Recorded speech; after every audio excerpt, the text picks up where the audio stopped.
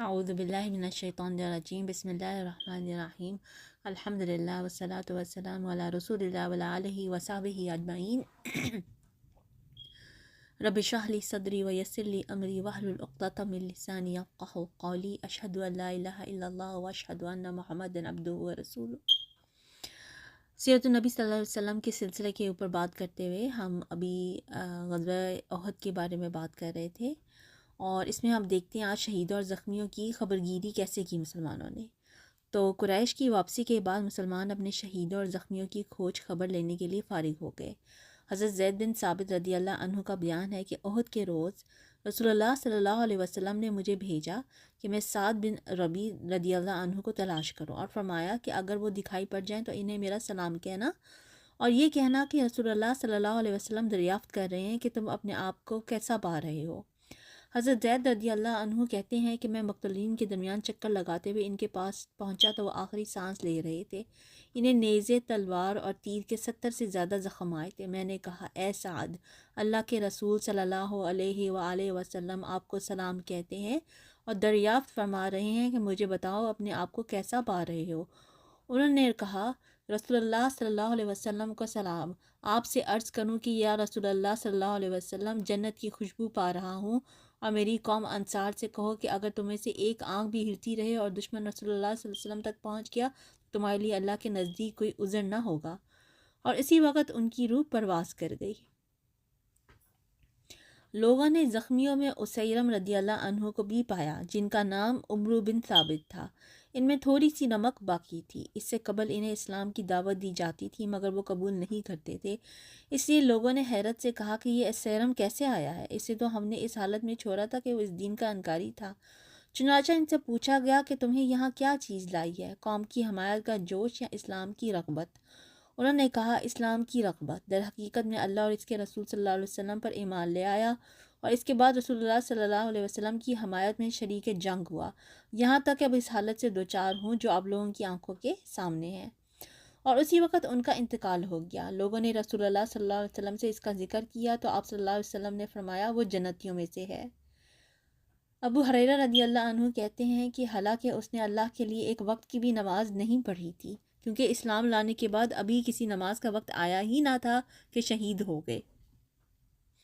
انہی زخمیوں میں قزبان بھی ملا۔ اس نے اس جنگ میں خوب داد شجاعت دی تھی اور تنہا 7 یا 8 مشرکین کو تہ کیا تھا۔ وہ جب ملا تو زخموں سے چور تھا۔ لوگ اسے اٹھا کر بنو ظفر کے محلے میں لے گئے اور مسلمانوں نے اسے خوشخبری سنائی۔ کہنے لگا، واللہ میری جنگ تو محض اپنی قوم کے ناموس کے لیے تھی، اور اگر یہ بات نہ ہوتی تو میں لڑائی ہی نہ کرتا۔ اس کے بعد جب اس کے زخموں نے شدت اختیار کی تو اس نے آپ کو ذبح کر کے خودکشی کر لی۔ ادھر رسول اللہ صلی اللہ علیہ وسلم سے اس کا جب بھی ذکر کیا جاتا تھا تو فرماتے تھے کہ وہ جہنمی ہے، اور اس واقعے نے آپ صلی اللہ علیہ وسلم کی پیشن گوئی پر مہر تصدیق ثبت کر دی۔ حقیقت یہ ہے کہ اعلیٰ کلمت اللہ کے بجائے وطنیت یا کسی بھی دوسری راہ میں لڑنے والوں کا انجام یہی ہے، چاہے وہ اسلام کے جھنڈے تلے بلکہ رسول صلی اللہ علیہ وسلم اور صحابہ رضی اللہ عنہ کے لشکر ہی میں شریک ہو کے کیوں نہ لڑ رہے ہوں۔ تو وہ بھی کیونکہ قوم کے لیے لڑ رہا تھا، اپنی اور نبی کے لیے صلی اللہ علیہ وسلم اور اسلام کے لیے نہیں لڑ رہا تھا، اس لیے اس کا یہ انجام ہوا۔ اس کے بالکل برعکس مقتولین میں بنو سالبہ کا ایک یہودی تھا۔ اس نے اس وقت تک جب جنگ کے بادل منڈلا رہے تھے اپنی قوم سے کہا، اے جماعت یہود، خدا کی قسم تم جانتے ہو کہ محمد صلی اللہ علیہ وسلم کی مدد تم پر فرض ہے۔ یہود نے کہا، مگر آج سبت کا دن ہے۔ اس نے کہا، تمہارے لیے کوئی سبت نہیں۔ پھر اس نے اپنی تلوار لی، ساز و سامان اٹھایا اور بولا، اگر میں مارا جاؤں تو میرا مال محمد صلی اللہ علیہ وسلم کے لیے ہے، وہ اس میں جو چاہیں گے کریں گے۔ اس کے بعد میدان جنگ میں گیا اور لڑتے بھرتے مارا گیا۔ رسول اللہ صلی اللہ علیہ وسلم نے فرمایا، مخیزق بہترین یہودی تھا۔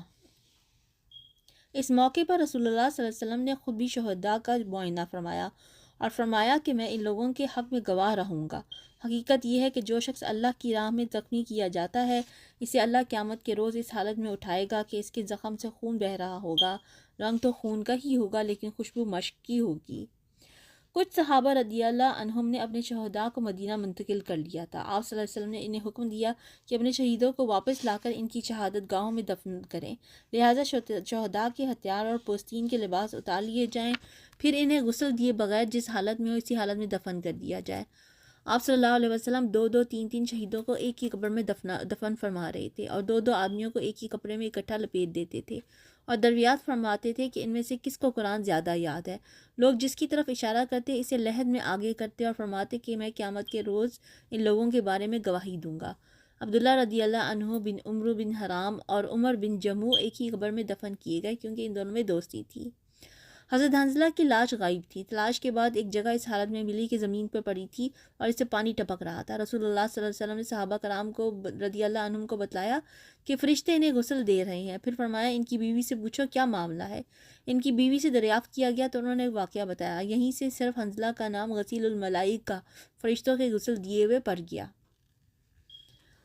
رسول اللہ صلی اللہ علیہ وسلم نے اپنے چچا حضرت حمزہ رضی اللہ عنہ کا حال دیکھا تو سخت غمگین ہوئے۔ آپ کی پھوپھی حضرت صفیہ تشریف لائیں، وہ بھی اپنے بھائی حضرت حمزہ رضی اللہ عنہ کو دیکھنا چاہتی تھی، لیکن رسول اللہ صلی اللہ علیہ وسلم نے ان کے صاحبزادے حضرت زبیر رضی اللہ عنہ سے کہا کہ انہیں واپس لے جائیں، وہ اپنے بھائی کا حال دیکھنا لیں۔ مگر حضرت صفیہ رضی اللہ عنہ نے کہا آخر ایسا کیوں؟ مجھے معلوم ہو چکا ہے کہ میرے بھائی کا مصلح کیا گیا ہے، لیکن یہ اللہ کی راہ میں ہے، اس لیے جو کچھ ہوا ہم اس پر پوری طرح راضی ہیں۔ میں ثواب سمجھتے ہوئے انشاءاللہ ضرور صبر کروں گی۔ اس کے بعد وہ حضرت حمزہ کے پاس آئی، انہیں دیکھا، ان کے لیے دعا کی، انا للہ پڑھی اور اللہ سے مغفرت مانگی۔ پھر رسول اللہ صلی اللہ علیہ وسلم نے حکم دیا کہ انہیں حضرت عبداللہ رضی اللہ عنہ بن جہش کے ساتھ دفن کر دیا جائے۔ وہ حضرت حمزہ رضی اللہ عنہ کے بھانجے بھی تھے اور رضائی بھائی بھی۔ حضرت ابن مسعود رضی اللہ عنہ کا بیان ہے کہ رسول اللہ صلی اللہ علیہ وسلم حضرت حمزہ رضی اللہ عنہ بن عبد المطلب پر جس طرح روئے، اس سے بڑھ کر روتے ہوئے ہم نے آپ صلی اللہ علیہ وسلم کو کبھی نہیں دیکھا۔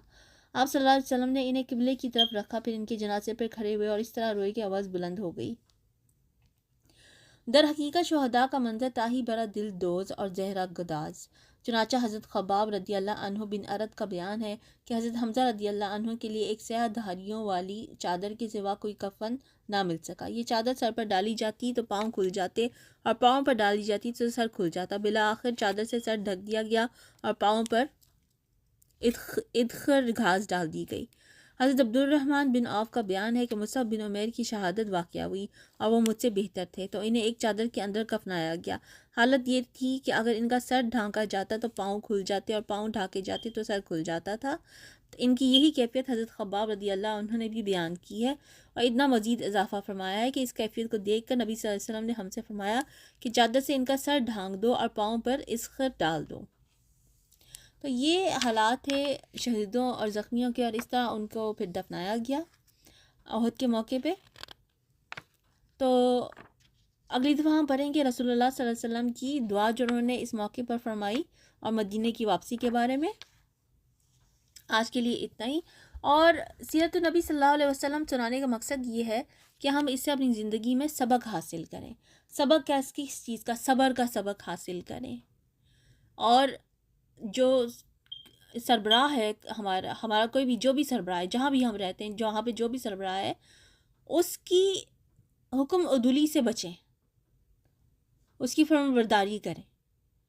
اور اس طرح کے دوسرے سبق بھی ہم سیرت النبی صلی اللہ علیہ وسلم سے ماخوذ کر سکتے ہیں۔